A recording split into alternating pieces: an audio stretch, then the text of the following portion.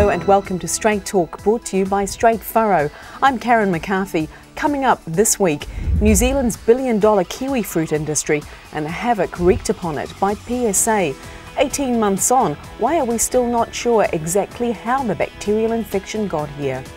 The nation's beekeepers reflect on their own disaster, the Varroa bee mite which ravaged the industry a decade ago. What lessons have we learned? And a threat to New Zealand's unique active Manuka honey industry, a booming business, but fake product has started saturating some overseas markets. What to do? In the studio with me this week is Doug Voss, organic kiwi fruit grower from the Bay of Plenty. Thanks for coming. A former Zespri board chairman. And beekeeper Neil Stuckey of Waitemata Honey, Northern Region representative of the National Beekeepers Association. Let's talk PSA first, which I'm sure is of interest to both of you and both your industries. Doug, first detected in a tapuki orchard November 2010. It's nearly a year and a half on now. What do we know about the pathway, how PSA got here, and do we know enough? Well, publicly there has been a tracking report published which listed a list of possibilities, but we don't really know. And I think it would be very smart if we did know, because I think it would help us to understand where it came from and put in better preventive measures at the borders to make sure it never happened again. Should we know more at this point? As I say, it's coming up to 18 months since it was first detected. You would hope so, but the focus has clearly been on, I think, on trying to do things on the orchard. And we haven't made actually much progress there. The most promising thing is that one of the new gold varieties, G3, looks very promising in its resistance to PSA, and that's something that's been going on for 20 years, so it's not something that has happened in the last 18 months. Neil, how closely has the beekeeping industry been watching what's been happening over the last year and a half with PSA? Oh, well, very closely. The beekeeping industry and the kiwi fruit industry are very much tied together. I mean, it's a multi-million-dollar industry for the beekeepers with their pollination, so we were very concerned when PSA came to the country. A lot of the businesses, especially around Te Puke area, have been built up simply because of the kiwi fruit, so yeah, we were concerned, all right. Very closely intertwined. Absolutely. Yes. And do you think we should know more? If the answers that we need, the questions that we need answering, been answered sufficiently? Well, yes, in a biosecurity sense, and we had the same problem with Varroa, and we don't know how that came in really. So, absolutely, we need to know more. We need to know why we're getting let down by the authorities on these, vital issues. Is that how you feel? I mean, New Zealand's, we're an agricultural, horticultural nation. You'd think we'd be onto these things a lot quicker, a lot better maybe than we have been. Well, you'd hope so. I mean, primary industry is our main means of earning income to make our way in the world, and the fact that PSA is here for individual growers on especially gold orchards, the impact has been really devastating. They've lost their business, and they've lost their means to earn an income. So how can they possibly re-establish again? Now, the banks have been as helpful as they can, but I mean, we're looking at the ambulance at the bottom of the cliff, trying to pick up the pieces rather than making sure there's secured borders and a clear understanding how we prevent this from happening again. Scientists say they're on the verge of unravelling the origins, and they're pointing the finger, I think, at China as the most likely culprit. Do you buy that? Well, not surprising. I mean, China is the home of the Actinidia kiwi fruit family, and that's where all the original plant material came from.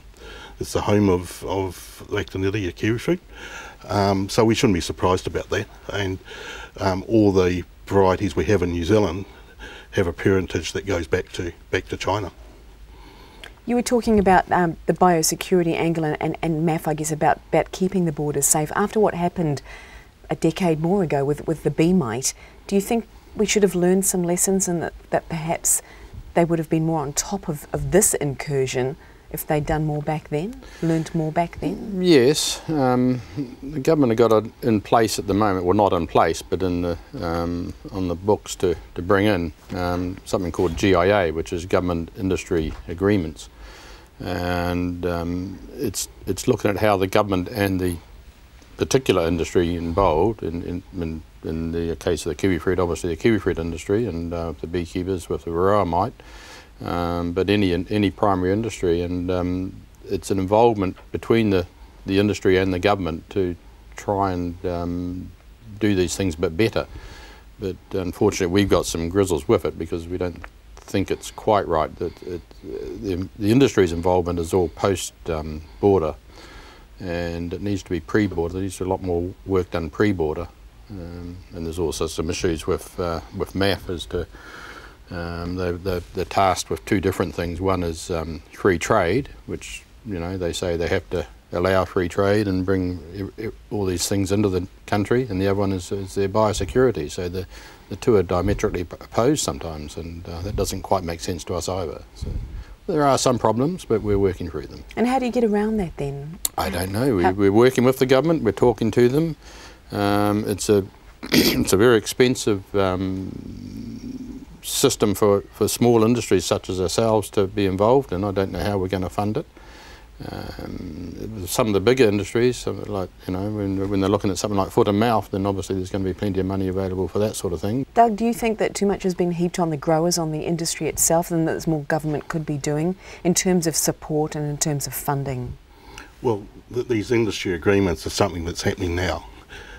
18 months ago, to me, the most disturbing thing was when it was detected, there appeared to be no plan.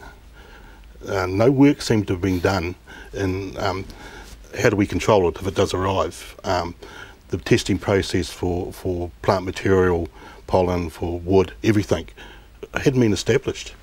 I mean, it took some months to get an efficient testing program in place. That's pretty disturbing.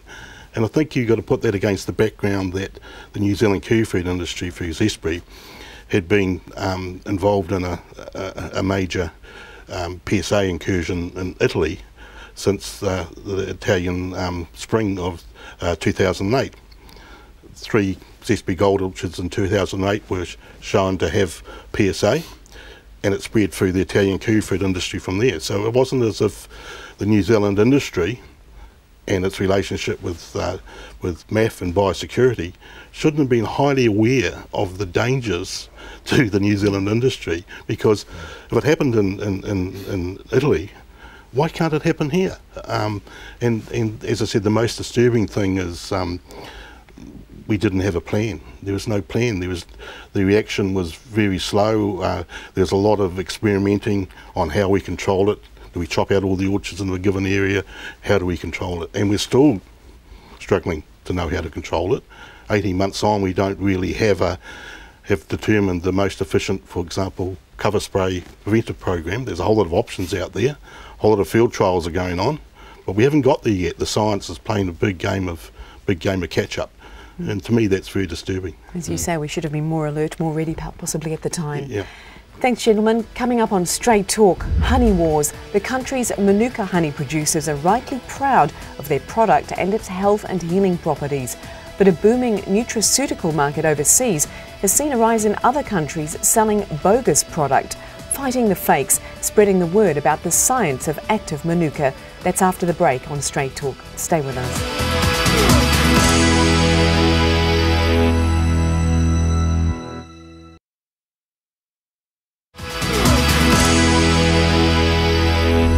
Welcome back to Straight Talk, brought to you by Straight Furrow. I'm Karen McCarthy. We're back with Neil Stuckey and Doug Voss.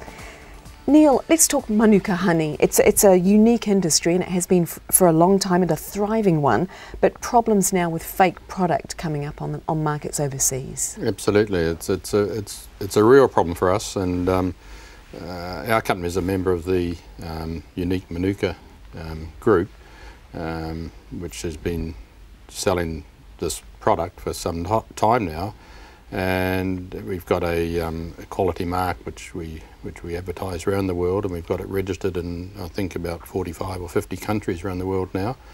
But trying to look after those markets, especially up in Europe and the like, and China when you're back in New Zealand, is very difficult, time consuming, extremely expensive of course. So we're very, very concerned about fake product out there, and unfortunately there's a lot there. It's not just a few jars. it's not just a few jars. When there's a lot of money involved, then obviously that sort of thing just happens, and we're doing our best to control it, but it's going to be an ongoing battle. Who are some of the offenders? I heard the Chilean honey producers were marketing their stuff internationally as active. In fact, Yes. it's not. Well, they were marketing it as I mean, they may well have some active ingredient in it. We don't like to use the word active. We like to use the word non-peroxide activity, which is a much more recognised standard, because there is an activity in all honeys which is based on hydrogen peroxide. That's a very unstable property, but the unique product in Manuka is very stable, and it's a non-peroxide activity. And the Chilean honey certainly didn't have that. Who are some of the other offenders? Well, a lot of them, unfortunately, are New Zealand producers and New Zealand packers and exporters, and they are selling active honey, and they'll put active Manuka on their label, and they'll put a number after it, and they'll pretend that it's the same as the non-peroxide active Manuka honey. They'll pass off, if you like, and the consumer, of course, just sees the active and the number and think they're buying the real thing, and a lot of instances it's not. Mm. And what sort of damage, I mean, is there a danger of the real active Manuka honey market collapsing because of this? Well, of course there is. You know, if you go out as a consumer and you buy this product and it doesn't work because you think you bought the right product, and it's slightly cheaper than the other one, because so it's what you buy, and it doesn't work, doesn't do what you've been told it will do, then you'll believe that it's just a big have, it's just another snake oil product, the market will collapse. So. And why is this happening? You talk about the money. I mean, what price a kilo of active Manuka? Is it big bucks? Overseas, it's retailing well over $100, $200 a kilo. So it's big money. There's a lot at stake. And it's really changed. I mean, when I came into the industry, the beekeepers did everything they could not to produce Manuka honey because it wasn't saleable. So it's a huge turnaround, but it brings its own problems. Mm. We've now set up laboratories in Singapore and England, so that they can test in the local market to make sure the product is genuine. But it's a long haul. And that would come at a cost too. It does come at a cost. Mm. Doug, I guess your industry doesn't have this problem. You can't fake a kiwi fruit, can you? Oh, you can. You can fake a kiwi fruit. No, it's a major problem that, especially in the early days of establishing the Zespri brand, go to China, go to the Shanghai fruit market, and you could see people selling the fake Zespri fruit labels. And down to simple things like the market's moving out of Chilean kiwi fruit and into Zespri kiwi fruit. Somebody deliberately forgets to change or the other way around. Just the New Zealand buying country of origin is not packaging. It's actually the presentation in the stores says it's New Zealand kiwi fruit when it's Chilean or Italian or French or American or somebody else. And I guess consumers, I mean, how savvy can they be? I guess they take things at face value, don't they, when they're buying this stuff? There's some fantastic work going on at the moment, and country of origin, the National Beekeepers Association is looking very closely at doing a country of origin label, generic label. There's a company in Dunedin that can tell you where an apple came from, which orchard it came from in New Zealand. So you can do these things. It's certainly possible. And these new scrambled barcodes, what do they call them? Those funny little barcodes you see on some jars now. You can take a picture of that with your smartphone, and you can get linked directly back to a secure website like Assure Quality in New Zealand. And it will show you all the data, all the laboratory reports and everything pertaining to that product. So, and who's paying for this? So, is the industry getting enough support from the government? If not some endorsement of the quality, then some enforcement of the labelling laws and the regulations? No, that's one of our bones of contention, really. We've been trying to get the Commerce Commission involved with fake Manuka honey, for instance. And they certainly like to look at where a consumer is getting tricked into buying something but we're still working on that. Doug, did the kiwi fruit guys, did the government get in behind you guys when it came to kind of, how the fruit was being represented or misrepresented overseas? Oh, I think that, I mean, the New Zealand embassies and consulates around the world are very supportive of our industry in the marketplace, and that's very much appreciated. But we do have a major advantage that we have one industry label. We export as a united industry to all markets apart from Australia. That makes the job a lot easier now in terms of getting that established. New Zealand kiwifruit growers have paid that through the promotional funding. So important, I guess, to protect New Zealand's reputation of safe, quality food from a clean, green environment. I mean, we bank on that, don't we? Well, I mean, in China, in the Chinese market, for instance, they don't trust their own honey, so they're very keen on New Zealand honey, just like the infant milk powder, you know. So it's vitally important to us, and that brings back to biosecurity sort of situation. You know, there's quite a drive from the government to import honey into New Zealand, and you know, that could cause a whole new set of problems for us. So, but yeah, it's an ongoing problem. We can't relax. It's certainly a changed industry from when I first came in. When I was, you know, you just produced honey. Now it's all political, and it's a completely different beast. Political and big business. Yeah, exactly. Beekeepers came through the bee mite disaster, whatever you want to call it. Do you think the kiwi fruit industry is going to survive and thrive this PSA incursion? Oh, they definitely will. I mean, as Doug was saying before, they're developing new strains of especially the gold kiwi fruit. The green kiwi fruit hasn't been too badly affected, so they'll pull through. You know. Do you feel optimistic, Doug? Oh, you've got to be, otherwise you wouldn't be a farmer or a grower or producer. I mean, that's correct. I mean, our green Haywood kiwi variety still seems to have a lot higher resistant level to PSA. We've got to make sure that continues, and the only way to do that is make sure the nocturnal levels are as low as possible. The removal of 16A, which has acted as a bit of a beacon for attracting PSA, as that goes, I think that's going to make that job a lot easier. And I think for the future of the industry, we're putting a lot of hope and on that the new G3 variety is going to continue to show a lot higher level of resistance to PSA. So it's not all doom and despair, but it's cost a lot of pain to get to this point that we can start to rebuild. And as I said earlier, just got to make sure we don't go back down to the big black hole again, so we don't have to crawl our way out of it again. Thanks, team. After the break, more from our guests on kiwi fruit, bees and biosecurity, including the battle to stop the spread of PSA to other regions. The boots and car tyres of an invading army of seasonal workers could threaten Northland's multi-million-dollar kiwi fruit industry. Just what's being done to keep northern vines disease-free? The battle moves north. Stay tuned.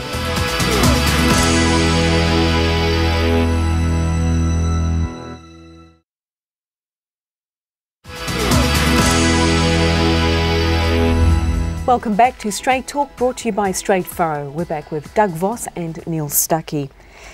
Doug, Northland's been in lockdown for several months trying to keep PSA out. It's big business up there too, I think a $35 million industry. So far, still free of disease. Do you think it's going to stay that way? I would hope so. And the very strict protocols that are in place for hygiene, movement of vehicles, people, plant, all that type of thing, absolutely has to be strictly adhered to, and absolutely people not doing stupid things with moving plant material. Because it'd be so easy for something to get on somebody's boots or car tyres, wouldn't it? That's the thing, and get transported up. But be careful that people are not putting that, oh, that's getting some plants off my mate in the Bay of Plenty and putting it in the boot and taking it home. Plant material is on the top of the list as the most likely. Plants and graft wood, all that type of thing, is on the top of the list as the most likely means of spreading it. That's how PSA spread in Europe out of Italy into France and the other kiwi fruit producing countries in Europe, and it only took 6 months. Doesn't take long. Got to be really on top of it. Absolutely. A lot of seasonal workers perhaps don't speak English or English as a second language. Is that an issue, do you think, that's sort of communicating the messages and the urgency of you know, being really careful out there? Well, I don't think that's any excuse. I think the people that have to take the ultimate responsibility are the people that employ the seasonal workers, and their supervision and their managers have to be absolutely onto it to make sure that everybody understands what the protocols are and there's no exceptions and they are adhered to. Full stop. Somebody made the point to me, if this had been foot and mouth affecting cattle or livestock instead of kiwi fruit vines, possibly bees back in the day, you know, the response might have been very different. Well, I mean, the government will look at an industry and it'll look at the worth of that industry to the country, so its response will reflect that, I guess. And the beekeeping industry, it's a widespread belief that in total it's worth over $5 billion to the country of all the proliferary things that it does, all the pollination of the clover and that sort of thing. But in hard facts, it's only about $100 million industry, so it gets a very small response. But foot and mouth, of course, would have a huge effect on the country, so it's going to get the maximum response from the government. Yeah. Doug, do you think that MAF appreciates the enormity of what's gone on, what's going on in the industry in terms of human as well as economic terms? What's at stake? I sometimes suspect there was an issue there, but I hope not. I think the bigger issue is even in the Bay of Plenty region where it's caused the most damage. I don't think there's a good understanding by the local population about what it's doing to their major local industry and to the local economy. Unfortunately, for all the reasons, Rena hit the reef when PSA last spring was on the rampage, and all the focus went on to that. Good idea, should do. But you know, in the meantime, the growers behind the shelter belts where the chainsaws cutting out the infected vines. Not much hope, doing it themselves. You know, where was the assistance? So, as I said earlier, prevention is a lot better than cure. Neil, as you said, sympathy only goes so far. Sympathy after the fact. Yeah, I mean, when they had that big foot and mouth outbreak in England, there were farmers who had to kill all their livestock, and they were committing suicide. That's how serious it can get. So, you know, there has to be a lot of thought put into you know, the whole overall effect of something like this. Yeah, it's not just financial, it's the whole thing. Very important. And Doug, do you think it's a question of resources or something else? Lack of resources? Well, I think that's the responsibility lies with the government. But I think the government and MAF need to be very careful in this age of user pays, that they don't just shunt it back down the line to the producer, to the beekeepers, to the farmers, to the kiwifruit growers, the apple growers. There's always the ability to be able to pay. But you know, as a country, we pride ourselves on teamwork, doing things together. So let's let the team step up and do a better job, and don't try and just shunt it on to somebody else. And it's everybody's responsibility. Absolutely. And the government have a prime responsibility in this, and they can't, you know, they can't walk away from it.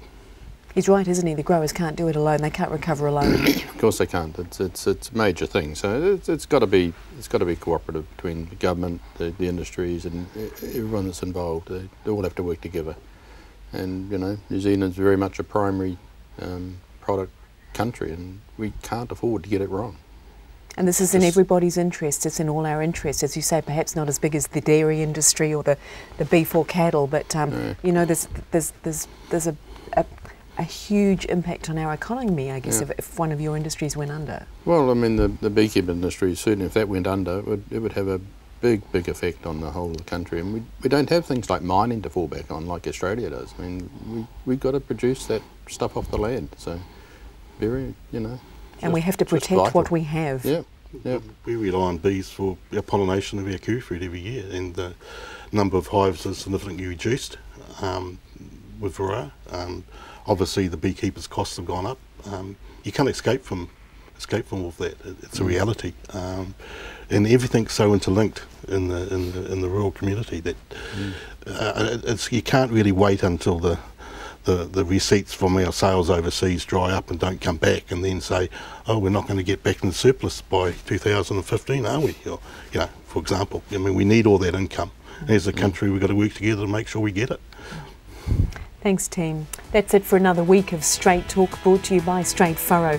Thank you very much to my guests Neil Stuckey and Doug Voss, and as always to you at home for watching. Be sure to check out our website and drop us a line about what's on your mind. We'd love to hear from you. I'm Karen McCarthy. Tune in next week for more Straight Talk.